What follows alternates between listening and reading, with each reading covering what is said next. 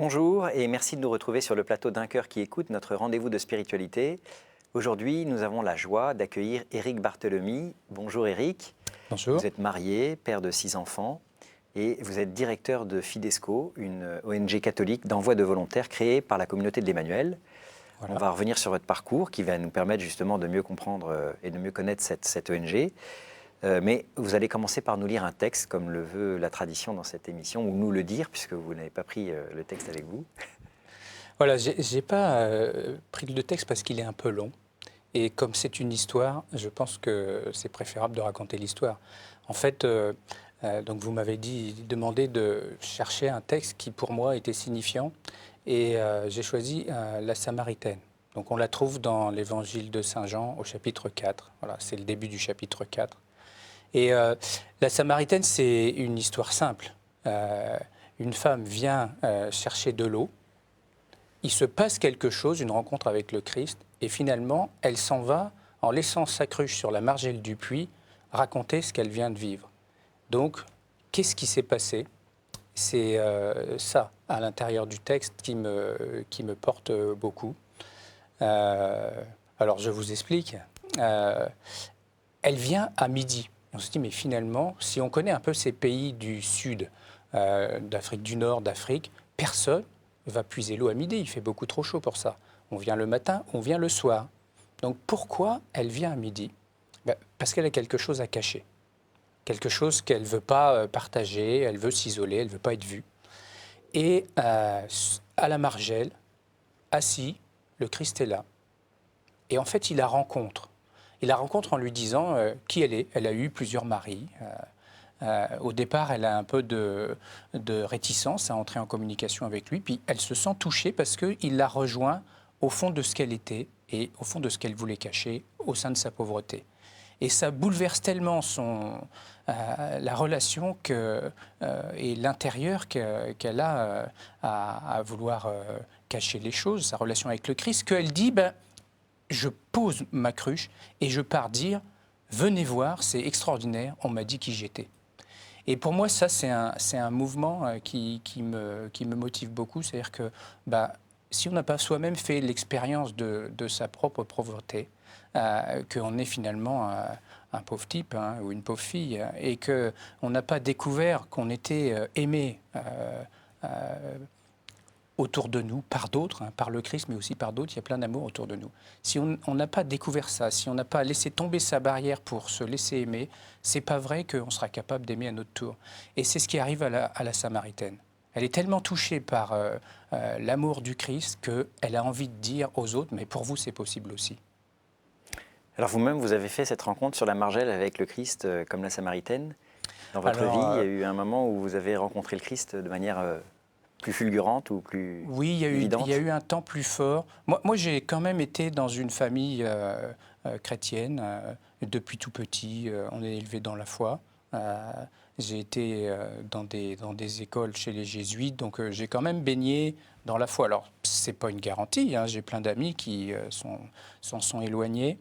Mais en tout cas, ça a toujours été quelque chose de naturel pour moi, le fait que Dieu existe et qu'on cherche à se laisser rejoindre. Et on s'est mariés, on s'est engagés pendant une dizaine d'années dans les équipes Notre-Dame. Et à un moment, on a ressenti, alors c'est ma femme et moi, un désir d'avoir l'ensemble de notre vie habité par le Christ, que notre foi, ça ne soit pas simplement une fois par mois aux équipes Notre-Dame ou entre nous ou à la messe le dimanche, mais que ça irrigue tout ce qu'on vivait tous les jours. Et on avait 10 ans de mariage et on s'est dit on va aller faire une retraite avec nos enfants. Et on est parti à Paray-le-Monial. Et là, on ne connaissait pas la communauté de l'Emmanuel particulièrement. On a suivi un cycle de préparation à l'Esprit Saint. Donc la communauté appelle ça une effusion de l'Esprit Saint. Donc on a suivi ça. Et puis au moment des gens prient pour nous, à la fin de la préparation, et quelqu'un a dit, mais je sens que voilà, des chaînes sont en train de tomber. Et ça a été très fort pour moi. Il y a vraiment eu un avant et un après. Et je me suis dit, c'est vrai que j'avais l'impression d'être cloisonné, d'être retenu par beaucoup de choses dans le simple fait de dire, moi je suis chrétien. Et c'est à ce moment-là que je me suis dit, mais oui, c'est des choses simples dans ma vie de tous les jours que j'ai à vivre en étant capable d'aimer et puis de lâcher un peu son cœur. Voilà. Ces chaînes, c'était une forme de pudeur par rapport à votre foi. Vous Oui, n'étiez pas comme la Samaritaine à retourner voir le village pour leur dire « venez voir qui j'ai rencontré ». oui, c'est ça. Il y avait dans mon travail une manière d'être, mais qui était plutôt de l'ordre du vivre ou que les gens voient plutôt comme j'étais, plutôt que de simplement dire pourquoi c'est comme ça. Un jour, quelqu'un m'avait dit tu as l'air joyeux le matin, c'est quoi ton secret? Moi, je prie le matin. Donc, avant d'aller travailler, je prie, j'ai un petit temps où je remercie le Seigneur pour tout ce qu'il a fait, puis ce qu'il va encore faire. Et c'est vrai que ça me dispose à la joie. Je n'ai pas osé lui dire. Et si, voilà, c'est ces choses finalement qui je suis pour ne pas lui dire. Et après ce temps parémonial, quelque chose s'est lâché. Et puis, je me suis dit aussi que qu'est-ce qui me retenait? Peut-être le fait de penser que j'osais pas, j'étais bloqué, mais je considérais que j'étais pas meilleur qu'un autre et que franchement, c'est un pauvre qui rencontre un pauvre. Et ça m'a vraiment aidé. Alors 2 ans après cette expérience à Paray-le-Monial, vous décidez avec votre épouse de partir pour Fidesco, pas seulement votre épouse d'ailleurs, toute votre famille.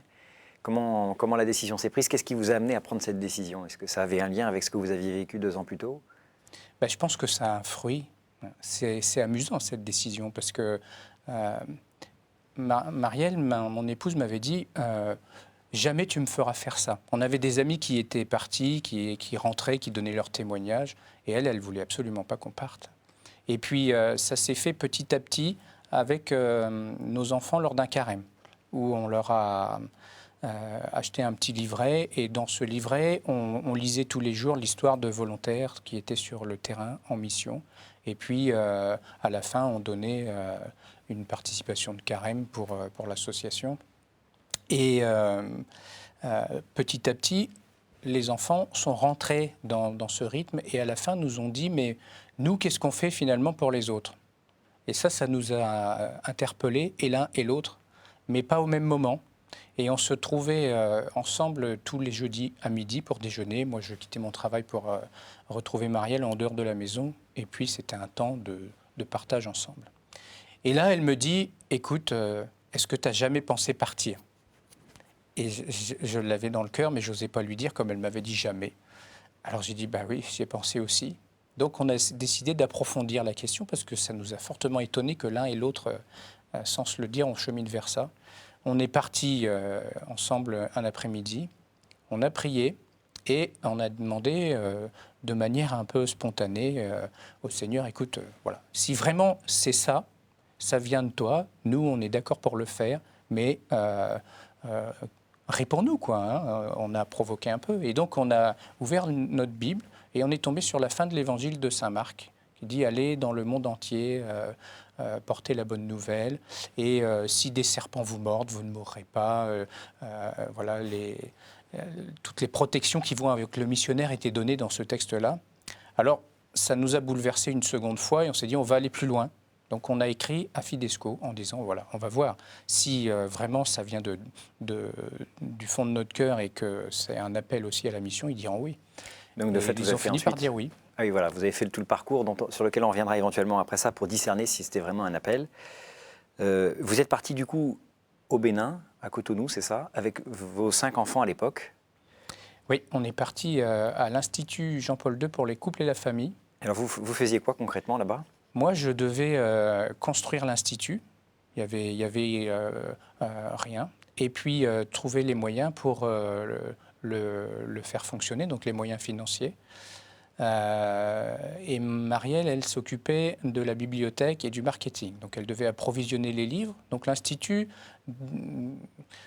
dispense un enseignement de niveau master en théologie, psychologie, anthropologie.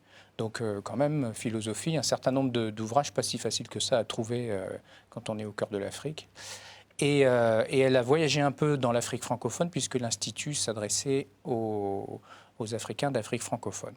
Donc elle a fait le tour des diocèses Alors, ça n'est pas pastoral, c'est un institut qui est plutôt théologique, ça donne une licence canonique. Hein.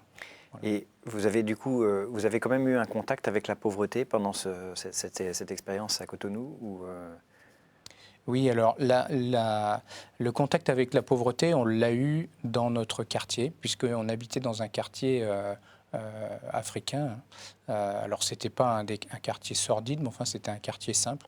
Notre voisin, sa maison, c'était 4 planches et puis des tôles, c'est tout, avec une famille de 5 enfants. Nos enfants jouaient dans la rue avec eux.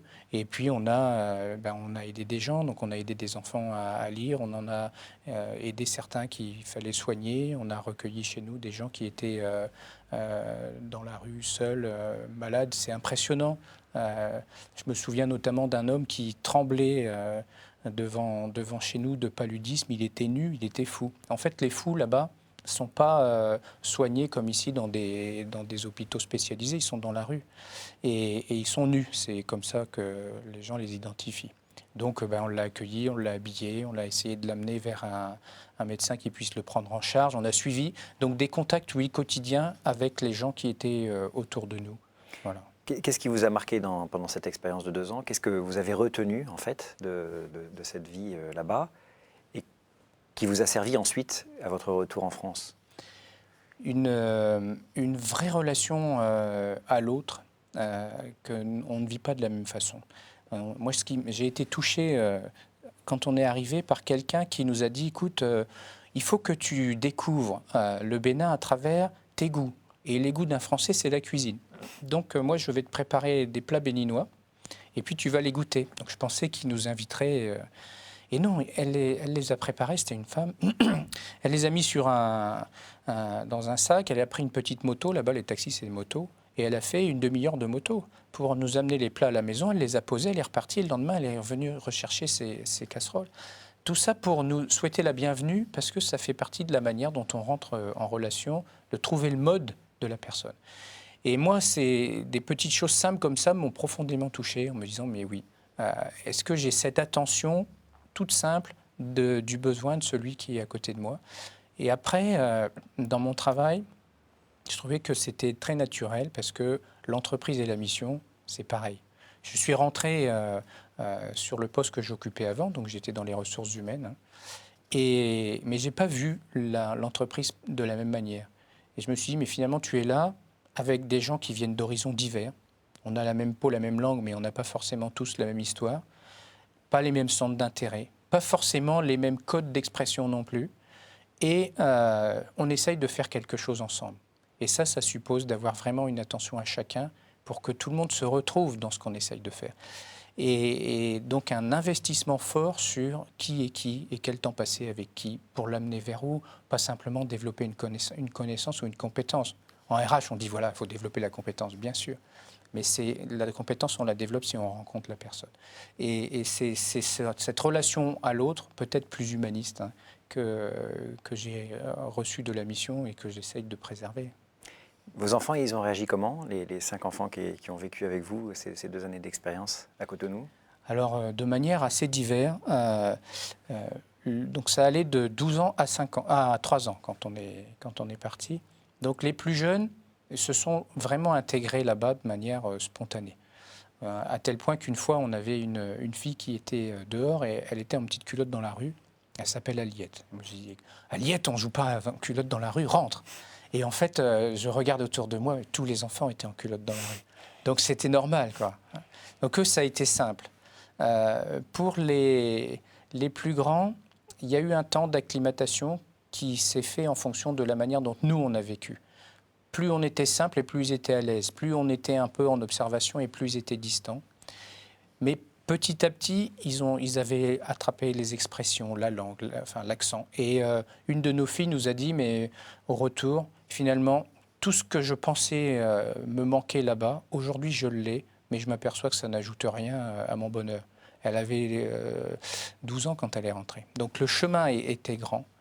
Et puis l'aîné, avec lui, ça a été plus compliqué parce qu'il avait 12 ans, donc il avait 14 ans quand on est revenu. Donc c'est l'adolescence. C'est pas si facile de se positionner. Mais aujourd'hui, il fait des études de relations internationales avec un désir, c'est faire sa vie à l'étranger et dans un esprit de mission. Et il est parti avec Fidesco, qui est l'association avec laquelle on est parti l'année dernière. Et il a fait 1 an aux Philippines. Donc ça les a vraiment emportés. Et ils ont, je trouve, moi, une ouverture à la différence à l'étranger qui est belle et qui reste aujourd'hui. Et pour moi, c'est ça la vie, l'ouverture à la différence. Alors après cette expérience, vous êtes revenu en France, vous avez repris un travail dans l'industrie chimique aux ressources humaines pendant 5 ans, puis la communauté L'Emmanuel vous a demandé à nouveau une disponibilité pour la mission. Et depuis 2010, vous êtes le directeur de cette ONG Fidesco, justement. Aujourd'hui, Fidesco, en chiffres, c'est combien de coopérants? Enfin, c'est quoi les grands chiffres de Fidesco? Alors Fidesco envoie une centaine de coopérants chaque année. Donc ça fait sur le terrain entre 180 et 200 coopérants. Dans combien de pays Sur différents? 35 pays différents et sur les continents du développement dits du Sud, c'est-à-dire l'Asie, l'Afrique et l'Amérique latine.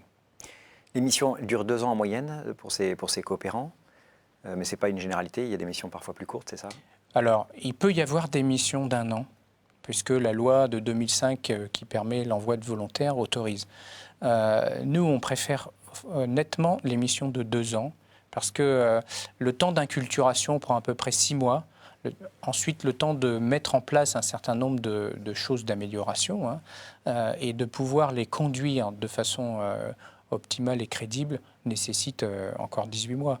Donc, quelqu'un qui part 1 an, c'est possible sur une année de césure, c'est possible sur une disponibilité qui pourrait pas être plus grande, par exemple, dans une administration. Mais on s'aperçoit à l'expérience que les gens partant 1 an, au bout d'un temps, nous demandent s'ils ne pourraient pas rester 2 ans, parce qu'ils voient l'intérêt des 2 ans. La mission concrète de Fidesco, comment est-ce que vous la définiriez? Alors, la mission de Fidesco, c'est l'envoi de volontaires et de compétences. C'est-à-dire qu'on ne fait pas un projet. On sert des projets locaux qui sont tous conduits à l'instigation de l'Église catholique. Et on envoie des volontaires apporter leurs compétences professionnelles dans ces projets. On a certains projets qui, par l'histoire, nous ont été confiés en pilotage. Et donc, on pilote aussi quelques-uns de ceux-là sans que ce soit les projets de Fidesco. C'est toujours les projets d'un partenaire. Le plus de Fidesco, c'est le témoignage de foi. C'est-à-dire que le volontaire part servir professionnellement dans un projet, c'est vrai, mais au nom de sa foi et pour rencontrer en profondeur des personnes qu'il vient aimer et à qui il vient dire « Eh bien, vous valez la peine que je quitte tout ça pour venir vous rencontrer parce que vous êtes des gens, hommes et femmes, et que moi, je veux vous montrer toute l'importance que vous avez à mes yeux parce que vous êtes dignes. » Voilà. Et comment se vit du coup concrètement cet appel à la mission, au témoignage finalement des coopérants sur le terrain? Alors sur le terrain, ils ont un investissement qui va bien au-delà de leur temps de travail. D'abord, effectivement, dans la manière d'être avec les gens, on en a parlé un peu tout à l'heure, je pense que c'est une des caractéristiques. Et puis ensuite, ils s'investissent autour. Alors auprès de leur voisinage, comme j'ai dit tout à l'heure, mais aussi auprès de paroisses, de catéchismes, de soins de malades, de visites de prison, de visites d'hôpitaux, d'alphabétisation d'enfants de la rue, de divers centres comme des congrégations qui ont des orphelinats. Enfin, voilà, autour d'eux, ils ont un rayonnement de charité, en fait, qui est vraiment attendu et nécessaire, et qui, au dire de nos partenaires, est la spécificité de Fidesco. Alors, vous formez ces coopérants avant qu'ils ne partent, hein, c'est assez long, il y a plusieurs mois en tout cas de formation, un certain nombre de week-ends. Oui. Au cours de ces formations, qu'est-ce que vous leur enseignez? Qu'est-ce qui va les aider à prendre la décision de partir ou de ne pas partir? En quoi consiste la formation? Et puis peut-être que c'est lié ou pas avec cette question-là, mais quelle est du coup aussi la spiritualité du missionnaire ou du volontaire Fidesco?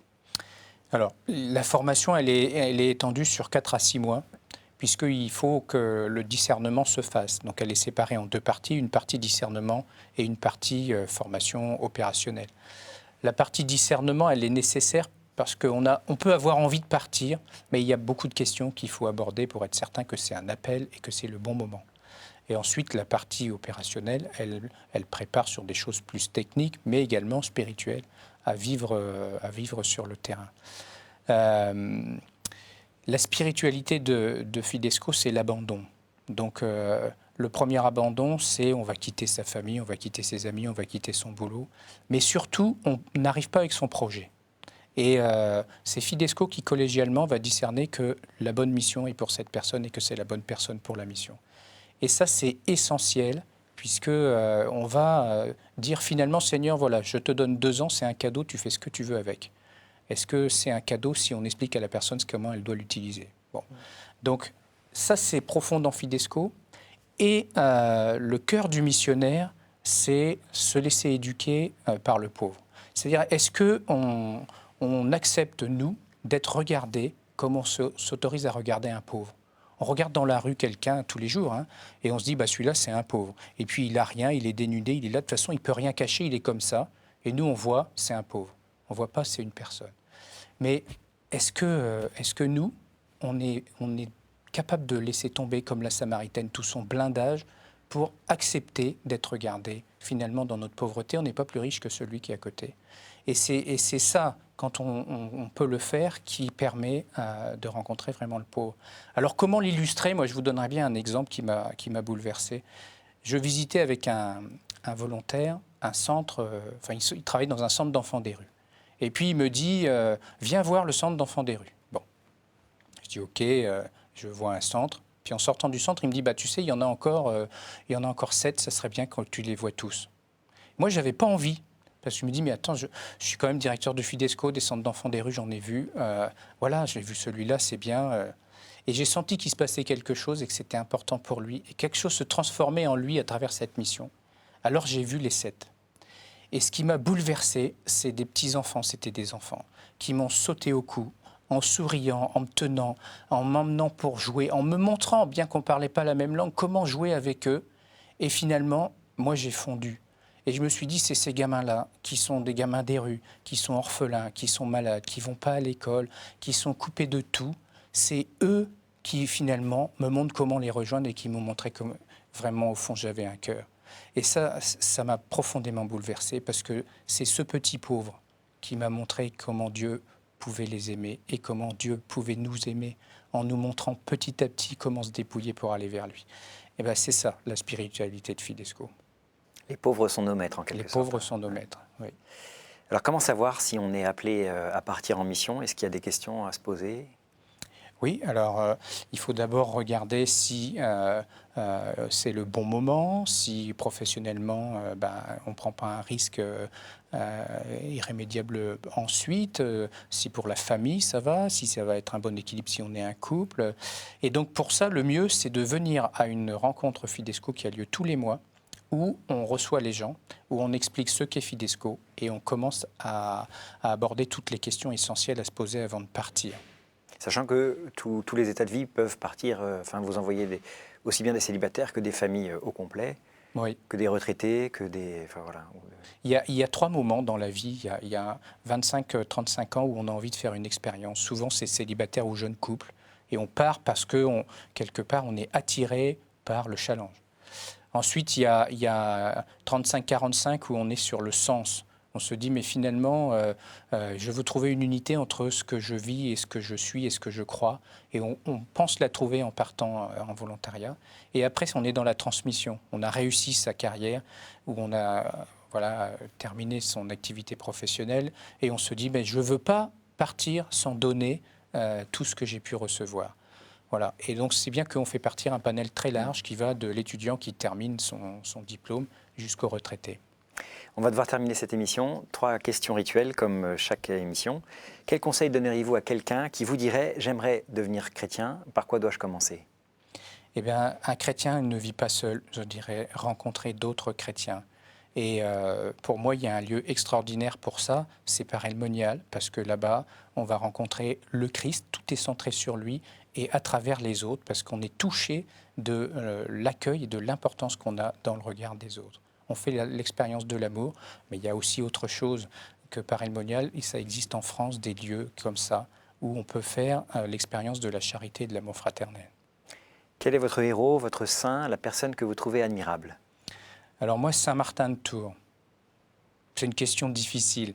Mais Saint-Martin Tours, il me plaît beaucoup parce que, d'abord, il a eu l'énergie de voyager partout pour annoncer l'Évangile, mais il l'a fait dans le respect des cultures, dans le respect des personnes. Il n'a pas tout chamboulé, il s'est appuyé sur ce qu'il y avait déjà en place et il l'a transformé, il a contribué à la sanctification. C'est très, très étonnant. Et je me dis, dans beaucoup de pays où j'ai eu la chance de voyager, il manque Saint-Martin de Tours. Au jour du jugement, qu'aimeriez-vous que Dieu vous dise? Alors, j'aimerais qu'il puisse me dire tu as aimé ton frère. Je pense que j'aurais peur que ça soit non. Et actuellement, il y a un film qui passe de gens qui témoignent sur des expériences qu'ils ont eues proches de la mort après des opérations et des choses comme ça. Et j'ai vu ce film et j'ai été touché par quelqu'un qui disait « J'ai revu toute ma vie en négatif, toutes les fois où j'ai pas aimé. » Et quelqu'un qui disait « J'ai revu toutes les fois où j'ai aimé. » Et ce qu'il a aimé, c'est par exemple avoir coulé un bain pour sa femme. Et j'ai été très touché par ça en me disant « Mais finalement, c'est un tas de petites choses très simples autour de nous.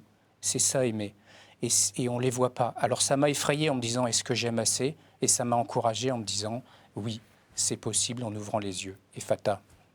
Merci beaucoup Éric. Je rappelle que vous êtes directeur de Fidesco, donc cette ONG catholique qui envoie des volontaires, qui a été créée par la communauté d'Emmanuel. Ceux qui voudraient en savoir plus peuvent aller sur le site internet de Fidesco, www.fidesco.fr.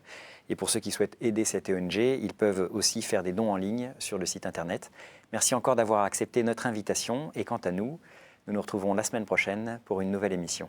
Merci. Merci.